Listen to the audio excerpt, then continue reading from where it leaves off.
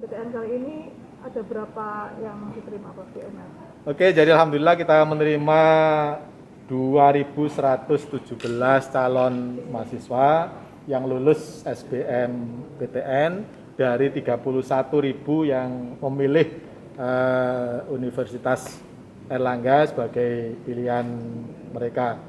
Tentu kita bisa membandingkan 31 dibagi dengan 2.000, persaingannya masih 1:15 secara keseluruhan, meskipun tentu ini berlaku tidak merata di semua prodi, tapi tingkat keketatannya adalah kurang lebih untuk universitas 1:15.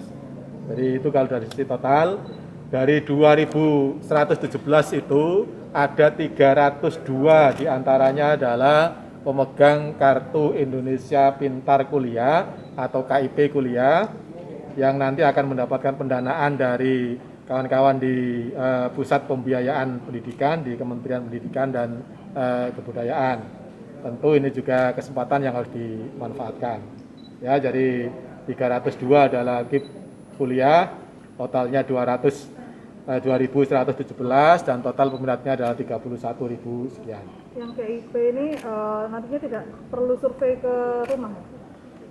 Ya, karena kondisinya seperti ini dan pemegang KIP biasanya sudah disurvei oleh kawan-kawan di Pusat Pembiayaan Pendidikan. Itu kita percayakan pada kawan-kawan yang di Pusat Pembiayaan Pendidikan, datanya seperti apa, sepanjang kartunya asli dan bisa kita verifikasi ke Jakarta sebagai mereka yang berhak, ya sudah kita akan terima. Tapi nanti 1-2 tetap akan kita lakukan verifikasi gitu kan, tapi tidak secara keseluruhan. Prof, terkait campuran obat COVID ini sudah uji klinisnya sudah selesai atau gimana Pak? Jadi untuk yang berkaitan dengan obat, insya Allah besok siang kami akan menyerahkan pada mitra kami di Jakarta untuk menyerahkan hasil uji klinik fase ketiga untuk kombinasi obat. Alhamdulillah semua proses uji klinis terutama dari sisi jumlah sudah kami penuhi dari permintaan dari kawan-kawan BPOM. Demikian juga dengan soal inklusivitas, soal-soal etik dan soal-soal yang lain, kita sudah memenuhi berbagai kondisi atau persyaratan yang diberikan oleh BPOM dan hasilnya alhamdulillah cukup menggembirakan. Insya Allah besok akan kami serahkan pada pemberi pekerjaan dalam tanda kutip mitra kami, yang proses selanjutnya tentu akan terserah mereka. Jadi UNER sudah menyelesaikan tugasnya dan kita akan mengembalikan mandat untuk uji klinik ini kepada sponsor kami. Setelah tahap uji klinis 3 apa tuh, Prof? Ya kan masih harus mengurus izin produksi dan izin edar dari BPOM, dan kalau itu sudah dapat ya tinggal memproduksi kan. Artinya tahun ini bisa diberikan pada pasien? Tergantung dari izin BPOM-nya lagi. Saya yakin mudah-mudahan nanti BPOM juga melihat bahwa ini masalah yang sangat urgent.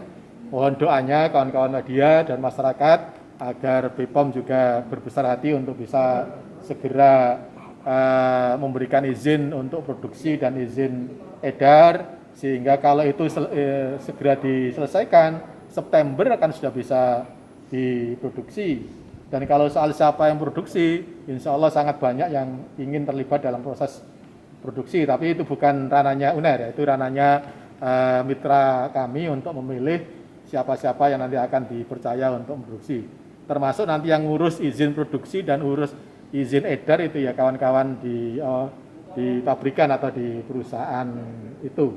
Mudah-mudahan mohon doanya masyarakat semuanya, segera dalam 1-2 hari ini kami juga akan mempublish banyak hal berkaitan dengan teman-teman itu, dan mudah-mudahan ini akan membuka mata hati kita semuanya sehingga ini bisa kita produksi dan paling tidak sampai dengan nanti vaksinnya ada, itu obat ini bisa dimanfaatkan.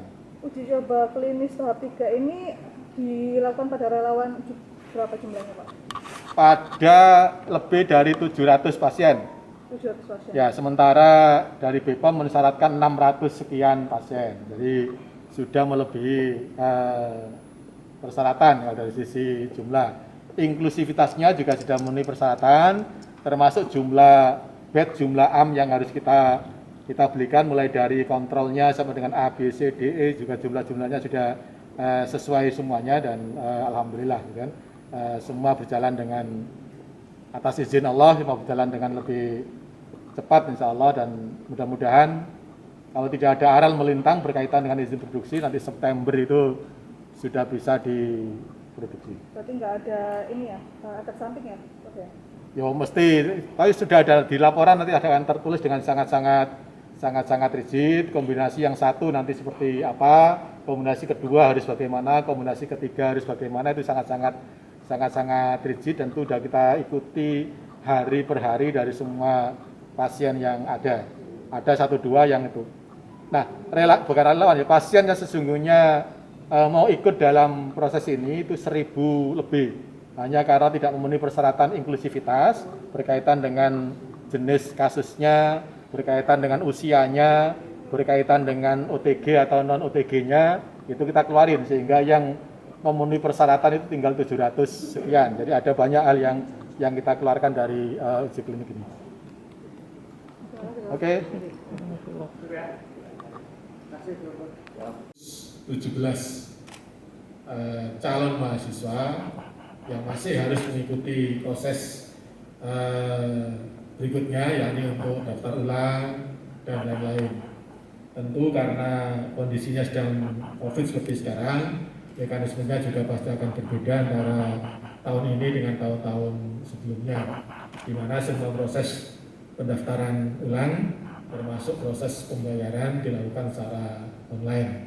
Jadi mahasiswa tidak perlu berbondong-bondong datang ke kampus dalam rangka daftar ulang. Diikuti saja semua mekanisme dan informasi yang sudah kami sampaikan di laman kami untuk proses daftar ulang itu.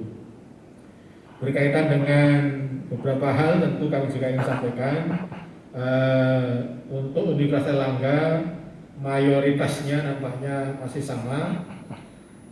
Mahasiswa baru kita berasal dari Jawa Timur mencapai 69,91%. Jadi angkanya masih sangat-sangat tinggi untuk yang di wilayah Jawa Timur. Hanya yang menyusul tidak lagi Jawa Tengah, tetapi justru DKI Jakarta yang sekarang banyak meminatinya di Universitas Airlangga, meskipun angkanya juga relatif agak kecil, yakni masih di angka 6,57%, disusul oleh Jawa Tengah yang juga 6,24% dan Jawa Barat 5,62%. Artinya Jawa masih sangat-sangat mendominasi untuk mahasiswa di Universitas Airlangga. Dan saya yakin yang dari Jawa Timur pun yang mendominasi juga masih tetap di kawan-kawan dari Surabaya. Jadi senang sekali karena prosesnya memang demikian. Tadi di sebelumnya juga sudah kami sampaikan bahwa untuk di Universitas Airlangga nilai tertingginya adalah 630 sekian, ya, 633,87 poin, kan, yang diperoleh oleh calon mahasiswa atau peserta pendaftar Fakultas Kedokteran. Di Universitas Airlangga 5 tertingginya atau bolehlah 6 tertingginya. Untuk yang di Saintek adalah kedokteran dengan nilai 633,87, kemudian kedokteran gigi 615, kemudian sistem informasi 612, kemudian statistik, ya, kemudian statistik 610, teknologi sains data juga termasuk yang cukup tinggi nilainya. Prodi baru kita ada di urutan ke-5, yakni teknologi sains data dengan 609,97 poin. Termasuk prodi baru kita yang juga masuk ke 10 besar adalah teknik robotika dan kecerdasan buatan dengan 603, sekian poin. Jadi kami sangat senang sekali karena prodi-prodi baru ternyata nampaknya inputannya itu dari calon-calon mahasiswa yang prestasi akademiknya sangat-sangat bagus, paling enggak dari sisi nilai DPA. Untuk di sisi soshum, ya soshum tertinggi dipegang nilainya ya, dipegang oleh kawan-kawan dari ilmu hubungan internasional, disusul oleh manajemen, akuntansi, ilmu komunikasi, dan ilmu hukum. Nah ini yang juga masuk dalam kategori prodi dengan nilai tinggi ya, 5 tertinggi baik